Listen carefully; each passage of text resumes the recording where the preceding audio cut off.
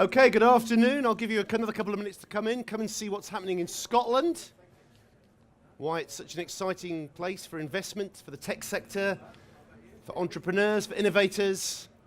What is it that's actually going on up here? We'll give you one more minute to gather a crowd or a small huddle, and then we'll start.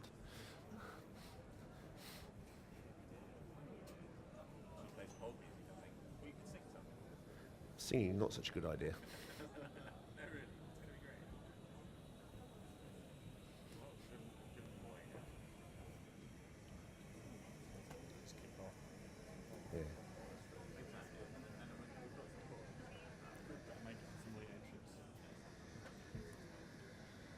Okay, I think we may as well start. So good afternoon. My name is Quentin Cooper, tweeting as @QWERTY for those who care about these sort of things.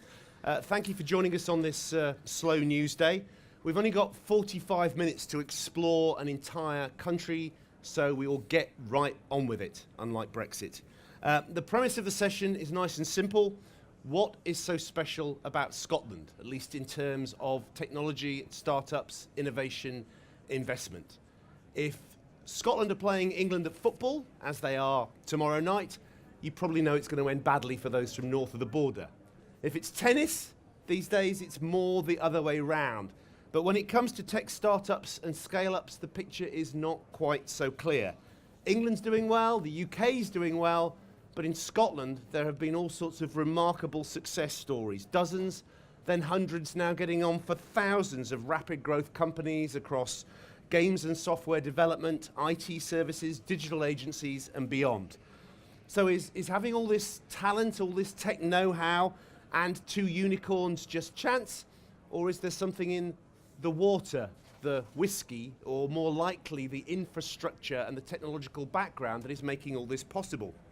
And if there is, what's the likely impact of future events, of Brexit, of independence, of the unprecedented President Trump likely to be on this apparently successful environment? I think that's plenty of questions to have floating in the air. I will now introduce you to our talented gang of four. So please welcome, going from my right across the stage to your left, Stuart Paterson, founder and partner at Scottish Equity Partners, Kerry Sharp, head of the Scottish Investment Bank, Alex von Someren, managing partner at Amadeus Capital Partners, and Mark Fahy, head of the UK small and mid-cap companies at the topsy-turvy London Stock Exchange. All four of you, I should say, are also regulars at this big technology showcase, EIE, more of which anon. But I think we should start by getting each of you just to say a little bit about yourselves. Stuart Paterson, now SEP, we've talked about success stories. SEP is one of those success stories, going for best part of 20 years, 5 times winners of UK Venture Capital Firm of the Year. Is it something about Scotland that's made all this happen for SEP, or something about SEP that's helping make all this happen for Scotland? I think a bit of both, but I think certainly we started out in Scotland, and certainly what we've seen over the last 20 years of investing in Scotland is the fact that there's a whole lot of world firsts that come out of Scotland, and largely I think that's down to the quality of the universities in Scotland, which are very high, and particularly the computing science department in Edinburgh, where we've backed probably close to 20 software businesses in Edinburgh. And some of the stuff that's come out of there has been outstanding. So really we started our business in Scotland, and it was on that very strong base that we came from. And obviously as we got bigger, we got a bit too big for Scotland, and now we invest across the UK and into Europe.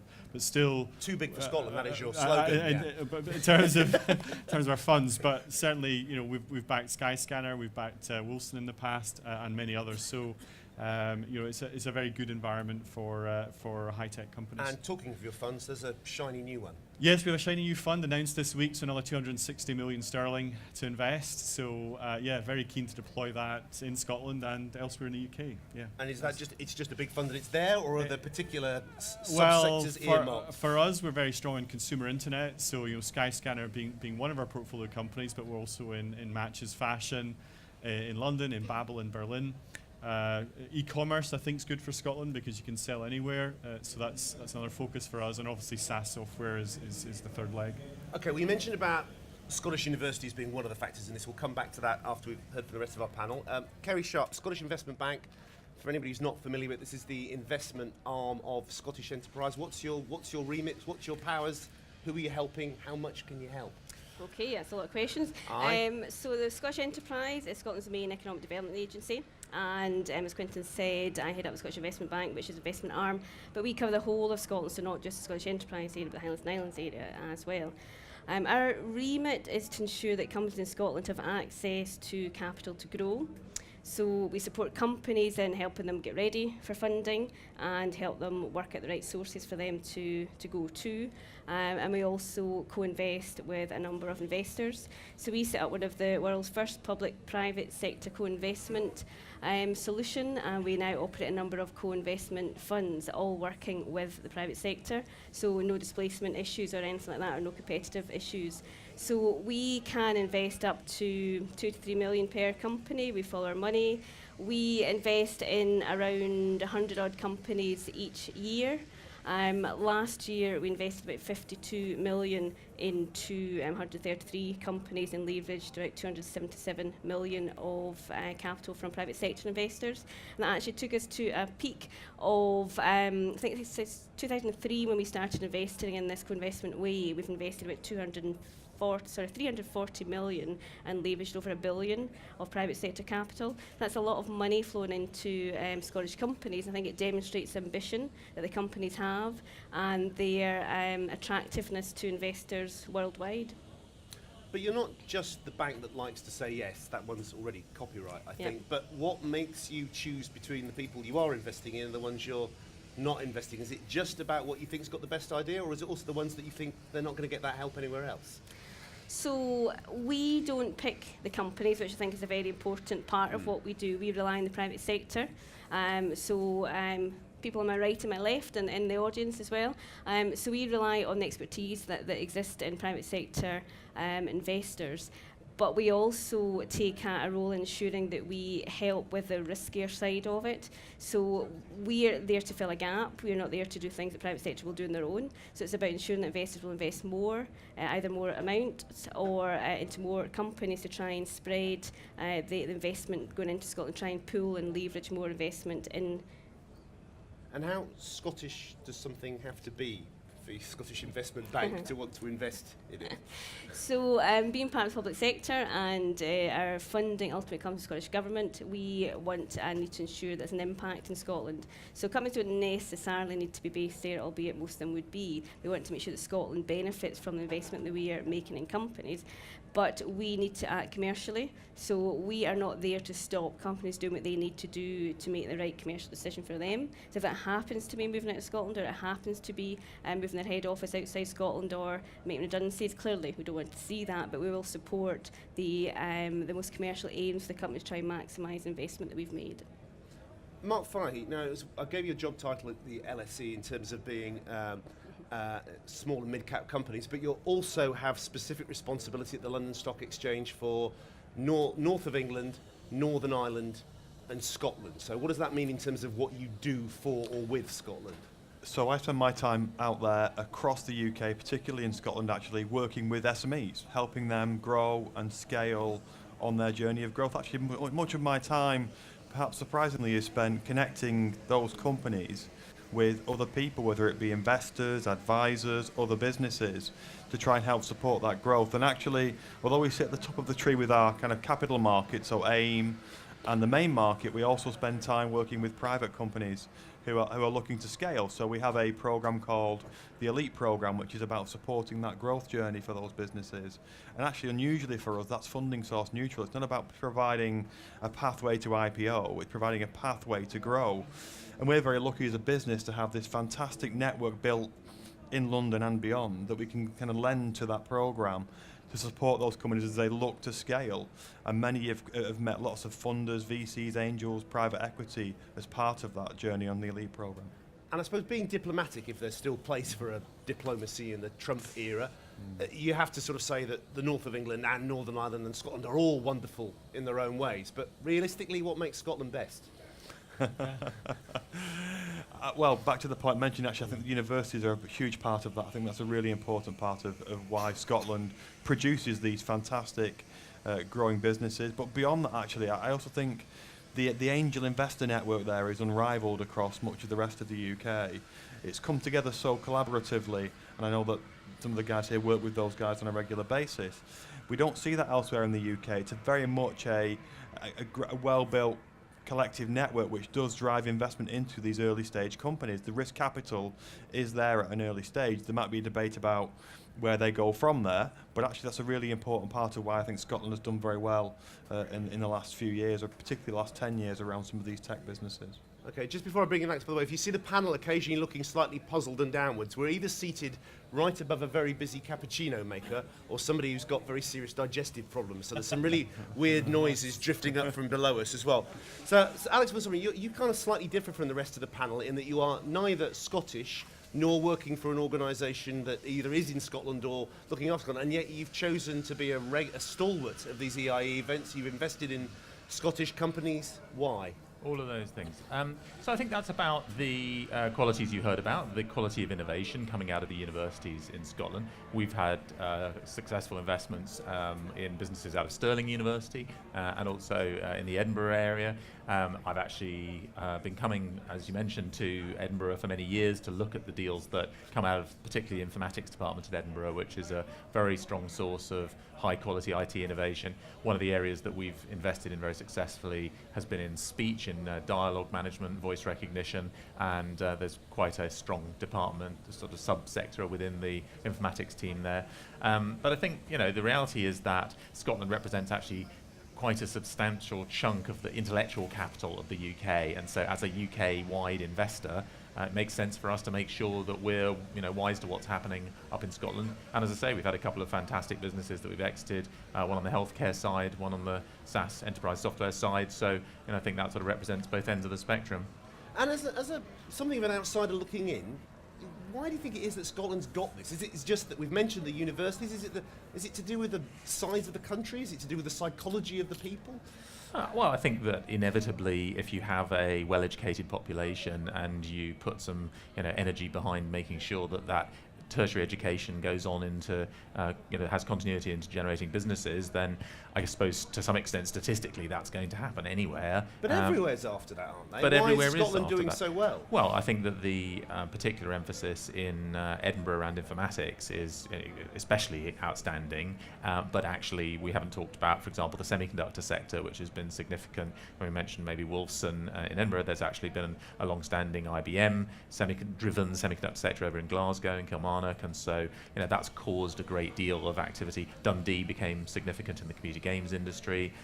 So actually there are several sort of subclusters within the Scottish environment as a whole, which means that there's a great deal of potential innovation there. And I think it's just a byproduct of having a great education system and a lot of imaginative people. Maybe it's also cold and dark a bit more of the time, and they need something to do when they stay in. Could be. Kerry, any theories of your own to add to this? I was going to say the weather's great, but I can't really see that now. So I think it's a very supportive environment generally, which I think comes from Scottish Government as well. So there's a lot of public support that goes into the investment scene. There's a lot of connectedness in the ecosystem. And it's small enough to be able to get your arms around. I mean, I speak to a number of people in London who, talk about, that it's so difficult to build relationships because it's just so many people doing so many different things. Whereas in Scotland, you pretty much know everybody that you need to know to be able to get things done and to get the right support around the right company. So we often talk about a kind of wraparound support, both in the Scottish Enterprise where I am and in the wider ecosystem, because it's easy to work out what you need to try and help companies to grow. And also there are elements of things like better loyalty. If you're in London, you're more likely to be short-term employee moving from company to company. In Scotland, maybe you hang around a bit longer. You don't forget Yes. if you move on. Yeah. so I think grudges, very important. I think that's true as well. And we've managed to actually.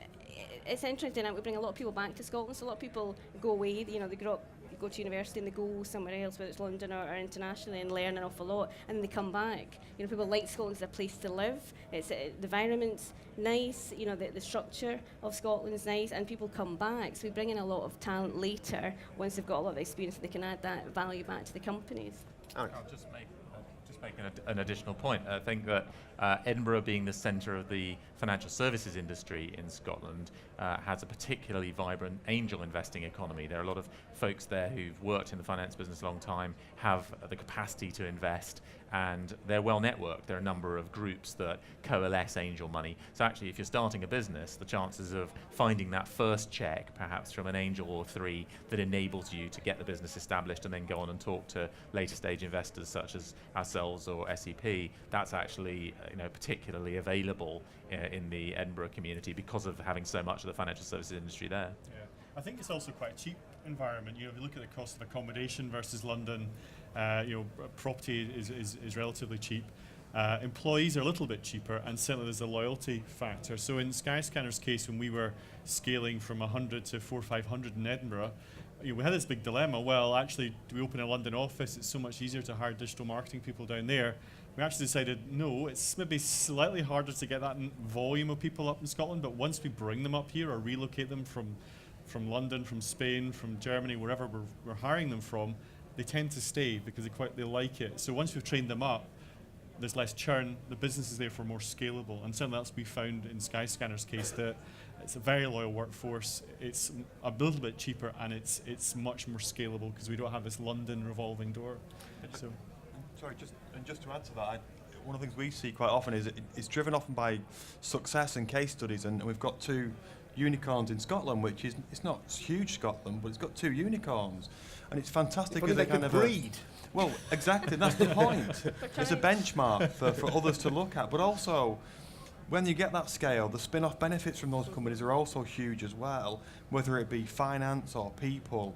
You do get extra cluster benefits around those things. Well, I did want to bring it onto this because stage one is you've made the case for why it's great for the startups, but what does it have? Does it have everything it needs for the scale-up? Doesn't it still need to often, to get that next level of funding that Alex was on about, don't you then need to reach out beyond Scotland to NOAH or to America or wherever it might be? Stuart? I think if a business has a good proposition, the capital will come, and it will come from anywhere in the globe. And I think that's what you've seen with FanDuel. It's raised hundreds of millions, and largely from US investors, CBS, for example, and a number of other big names in the US. And in Skyscanner's case, we've got Sequoia on one hand from the east coast of the US, but on the other hand, we've also got investors out of Japan and other places in Asia. So, the capital will come for the right idea, for the right business. So Scotland's got, there's no issue if the quality of the opportunity is good enough. I mean, certainly the management team need to know where that capital is. They need to know how to market the proposition properly to those investors. But the money will come. Money flows to where the opportunity is, and that's at the early stage it's different, but at the later stage the capital will come. It's about the team knowing how to access that capital. And Alex, as you see it, who's doing best? Is it the Scottish companies that are starting up are good at seeking the money from elsewhere, or are the investors doing better at actually finding the Scottish companies? Because you still run into that phenomenon of people who don't venture beyond the M25. Well, that's absolutely true. And personally, I'm probably a fool for doing this panel and putting my head above the parapet, because actually one of the great secrets is that there's a lot of great deal flow, a lot of great businesses in Scotland. Actually, there aren't that many investors who, as you say, even bother to stray beyond the M25 and come and find them out. So that's perhaps a challenge for Scottish companies. It's one of the reasons that it's possible for folks like SEP to be so successful, because they actually have the kind of on their doorstep opportunity that's unpredated by other VCs to some degree. But I think the reality is that Stuart had it right. The money will find great businesses wherever they are in the world, and this is a game of statistics. Inevitably, you have some businesses that are great and some businesses that are not so great. You have some businesses that angels invest. Some businesses, of course, never require any investors' money. Yeah. They're organically grown, and that's probably the gold standard, isn't it? So I think that even though it's a cliche, being careful about managing your money is a really important entrepreneurial skill, and actually, maybe there is a sort of cultural respect in which that's inculcated in a way that it isn't elsewhere. You don't see so many corporate cocktails and Concorde flights in businesses in Scotland. Not even Skyscanner, which was Concorde still flying, would undoubtedly feel it was entitled. I'm sorry, I'm not quite clear. Are you saying in a very elegant and thoughtful way that the classic stereotype of the Scot as being tight-fisted is proving beneficial here? I think it was actually you that said that. No, Quentin. I was merely paraphrasing what you were. But I think that you have perhaps amplified the point that I was making and made it crisper. Yes. Yes, exactly, indeed. Yeah, Kerry, you were nodding at this, but I mean, are these factors that we need to take in, that actually maybe in the very act of talking about this, we slightly spoil the game, because a lot of people don't realise there are all these investment opportunities up there. So they're starting to. Yeah. So EIE has definitely brought Scotland to the attention of a lot more investors. So we just published today the risk capital report, which we do every year, looking at Scotland and the amount of investment that goes into Scotland. And 2015 had a record year, 430 million invested, which was 70% up from the year before, which was fourfold from 2012. So there's a substantial amount of money now flowing to Scotland. Now, granted, a big part of that last year was Fanjo. We've heard about that a number of times, but even taking that out, the trend is upwards. And it showed increase in number of deals done, increase in angel investment. It was its record year last year, and also an increase in international investors investing in Scotland. So it's been a quiet secret for a while, but it's starting to get known much more, and unfortunately, it's going to have to work a bit harder now to get those deals. But there's still more to be done. Because certainly the early stage, we're seeing a lot of deals and a lot of great companies. The challenge is always scaling up, and that is a buzzword at the moment for us, as a lot of other people, is how do we do that? How do we get those companies in front of the investors? Because when we come to London, we speak to various investors, but they've got so many things on their doorstep, it can be hard to persuade people to come and look at Scotland. And unfortunately, you know, the amount of people in the room kind of demonstrate that people have a lot to do. And trying to then prove how good Scotland is. Hopefully our unicorns and what we're doing there, and EIE and events like that will start to get people to realise that, you know, if you want to get better valuations, you want to get some really exciting companies with some great employees and scalable, then Scotland's the place to look. Mark? Yeah, it's interesting on the finance side. I'm very optimistic about Scotland in general, actually, and I think there has been a challenge with that scaling finance. I think that's been an issue for Scotland and Scottish companies, not just in Scotland actually, we see it more across the UK, but definitely in Scotland. And we've got things happening which are quite interesting. So we're seeing a lot of university IP commercialisation investment. So institutional investors on the market who are saying, we want to invest in that sector, how do we do that in a sensible way? And so more of that's coming. We've got, hopefully in the next couple of weeks, a tech VC announcing a very significant fundraise which will partly be focused on Scotland. So again, an interesting kind of change in mindset around there. And back to my earlier point, I do think that now we have had some great success, people will start to look more towards Scotland. But actually, I think the companies, and EIE do this brilliantly, have got to come here as well and come and make the case, make the pitch. Because investors generally, sorry Alex, sorry Stuart, are fairly lazy. The stuff comes to them. It does. It's the way the world works. That if you go and you say I want to meet with Neil Woodford, you go into Henley-on-Thames. He's not coming to see you. They've got the money, so you go and find them. You go and seek them out. Because most often they'll come and have a conversation. They'll be happy to meet with you. And there are these links, strong links between EIE and down here already, even before NOAH. You at the London Stock Exchange, you have these AIM summits, which is worth saying a little bit about. Yeah, so we did our first one last year with the guys at Informatics and EIE, and we had a big event celebrating AIM's 20th birthday, AIM 20 as we christened it. This year we creatively called it AIM 21 because it's a year older. So I can see the logic. Yeah. And we had, I think, 60, 70, 80 companies attending these, and from Scotland alone. That's fantastic. In the region, we do not get attendances like that for our events. So that's testament to what's out there, the quality of companies we're seeing out there. And that was a showcase, really, to say, look, we may seem a long way away at the stock exchange, but we're here to help.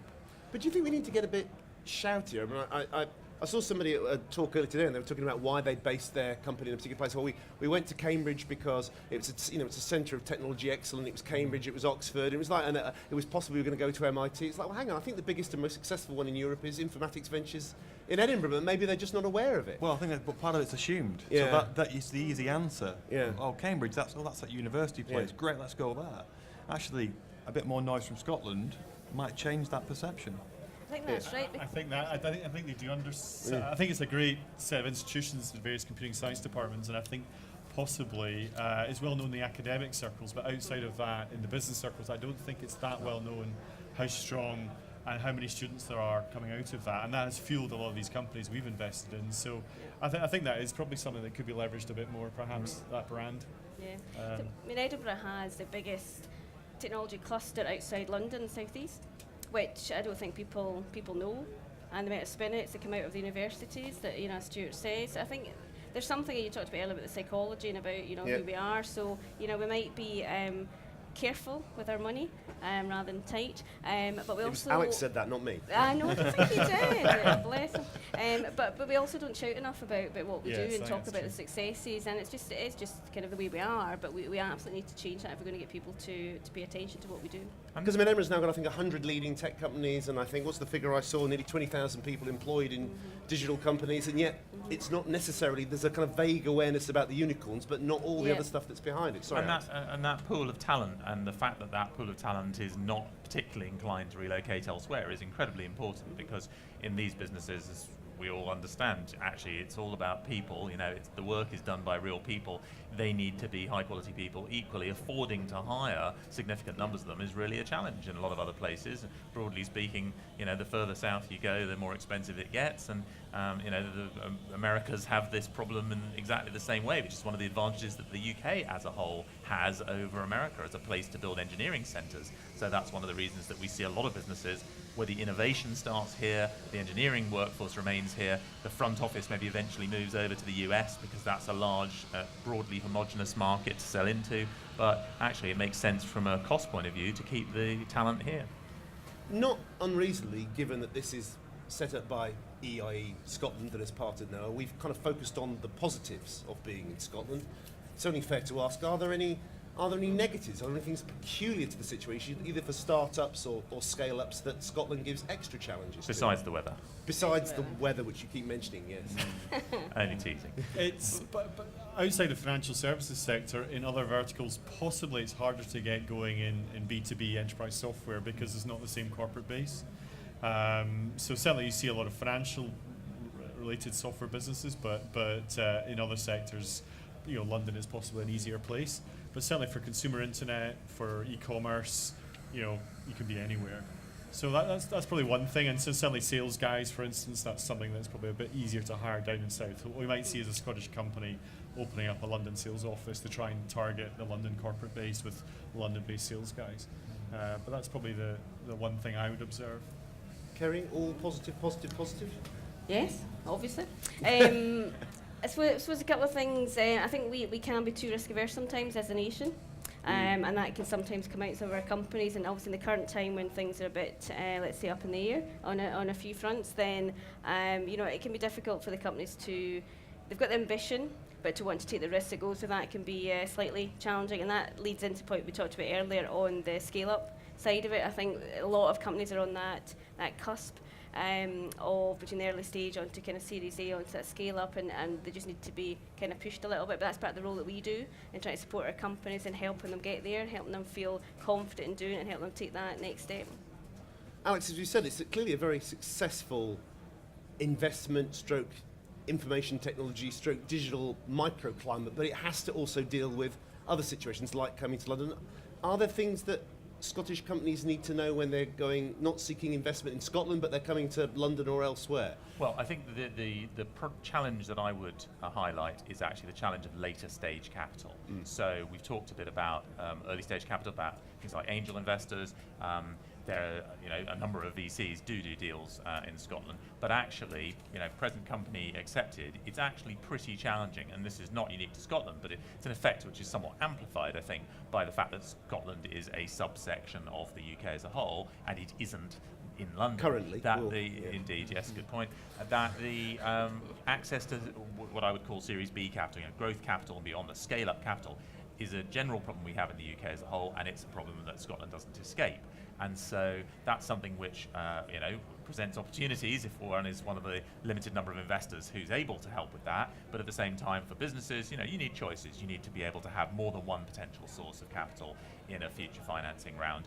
And so I think anticipating that and planning ahead and accepting that, as we were hearing, you've really got to go to the money. The money tends not to come to you, means that it requires, a planned approach to actually doing that fundraising, which tends to require work being done 12, 18 months in advance of the actual need for money, relationship building, extending the networks, getting to know who the potential contenders are. So that's all addressable, and most entrepreneurs are perfectly capable of dealing with it, but knowing that it is a thing and that it needs work in advance is clearly putting yourself an advantage. And realising that when you go after Series B money, it's not just like Series A money, only more so. Yeah, and different, angel investors can't be expected to follow on when people are trying to raise 10 or 20 million pounds.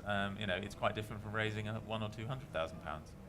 And we've spoken about the results that you've just shown, that's showing 2015 all going wonderfully and 70% increases. We've spoken about new funds and new IPOs and things like this, and all been very positive.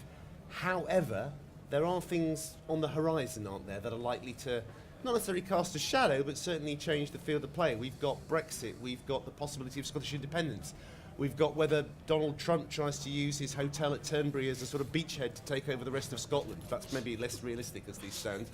But how can we, if we're trying to talk about why Scotland is a good place to be, how do we deal with these variables that are on the horizon? Well, it's kind of interesting with the whole Brexit, even Trump thing, that you can get very excited about it, and sure, there will be impacts on various areas, but we've got 30 or so businesses, and we did an analysis across them all in terms of the Brexit impact. And okay, there's a little bit of foreign exchange issue going on with the euro at the moment, but aside from that, only 2 had issues or potential issues around customs, and that sort of thing.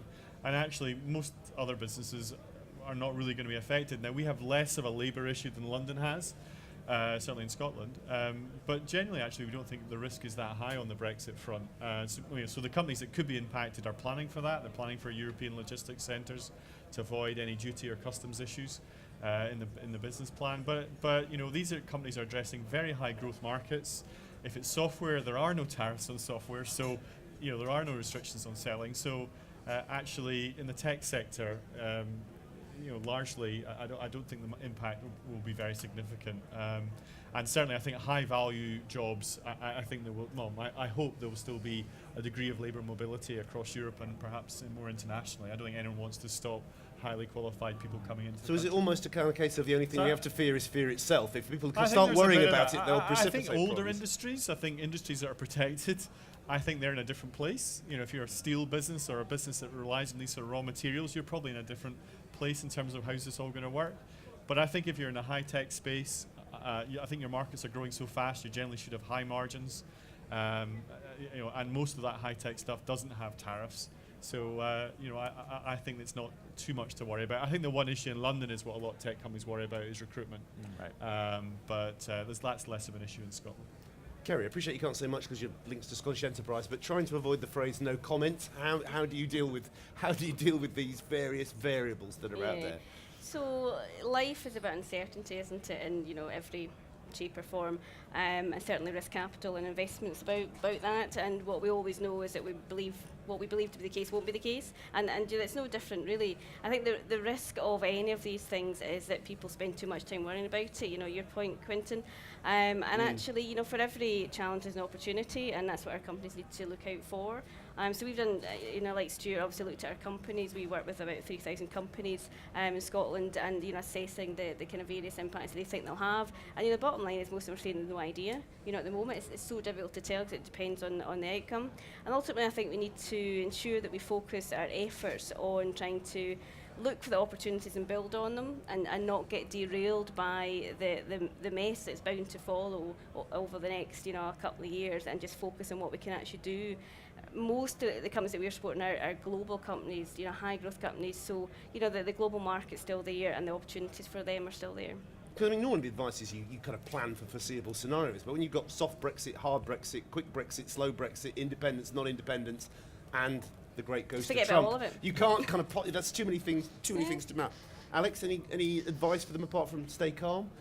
Well, I think that the reality is that business is about overcoming obstacles, and so this is just yet a different kind of obstacle. If you look at the majority of technology businesses, they already have to deal with the potential for internationalization, tariffs, other kinds of employment laws, all those kinds of things when they approach, for example, the US. And so actually this is just a potentially different type of bureaucratic challenge that one has to deal with, just like all the other kinds of things one has to deal with in business. I really don't think it's a big deal. I think in fact the biggest challenge is that the media, lumping you in, Quentin, are actually more concerned about it than the businesses themselves. Mark? And I mean, to Alex's point, I think entrepreneurs find a way. They just find a way to develop, grow businesses. I think they will just adapt change, move forward. The point I would make is I think I've never seen so much liquidity into the capital out there across the world. I mean, there's so much money that's looking to find a return. And so good companies will always get access to that money. What may change is the price or the valuation, but the money is out there. So I think that, for me, lessens my concern. Risk appetite is off a little bit at the moment, but that will change in time. Interesting. People will recover in a short term. Yeah. Okay, final question for each of you. We've kind of analysed what it is that makes Scotland good at this.